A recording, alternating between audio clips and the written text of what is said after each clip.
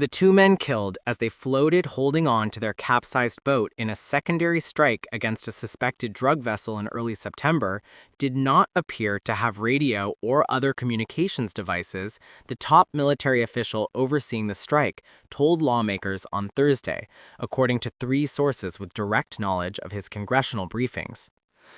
As far back as September, defense officials have been quietly pushing back on criticism that killing the two survivors amounted to a war crime by arguing, in part, that they were legitimate targets because they appeared to be radioing for help or backup, reinforcements that, if they had received it, could have theoretically allowed them to continue to traffic the drugs aboard their sinking ship. Defense officials made that claim in at least one briefing in September for congressional staff, according to a source familiar with the session, and several media outlets cited officials repeating that justification in the last week.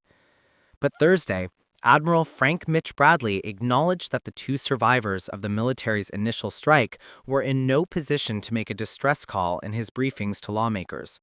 Bradley was in charge of Joint Special Operations Command at the time of the strike and was the top military officer directing the attack.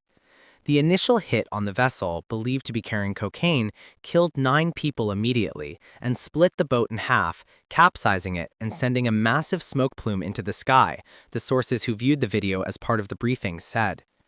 Part of the surveillance video was a zoomed-in, higher-definition view of the two survivors clinging to a still-floating, capsized portion, they said.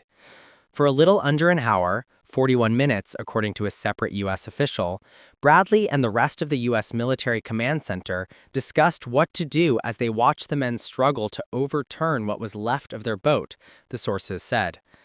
Navy Admiral Frank Bradley, Center, arrives for a closed-door classified meeting with lawmakers on Capitol Hill on Thursday in Washington, D.C. Navy Admiral Frank Bradley, Center, arrives for a closed-door classified meeting with lawmakers on Capitol Hill on Thursday in Washington, D.C. Andrew Harnick, Getty Images. Ultimately, Bradley told lawmakers he ordered a second strike to destroy the remains of the vessel, killing the two survivors, on the grounds that it appeared that part of the vessel remained afloat because it still held cocaine, according to one of the sources.